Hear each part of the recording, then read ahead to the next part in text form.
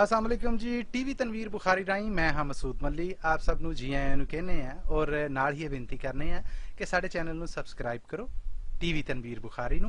घंटी दा बटन है जिहड़ा उन्होंने भी जरूर नप्पिया जे तां जे साड़ियां ताज़ा बताज़ा वीडियोज़ साड़ियां ये पेशकारियां ने जिहड़ियां तुहाडे तक पहुंचदियां रहन।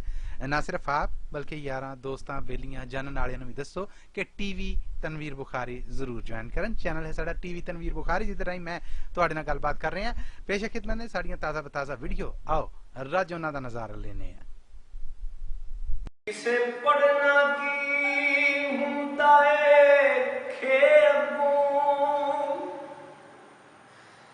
किसे पढ़ना की हुंदा है खेबों।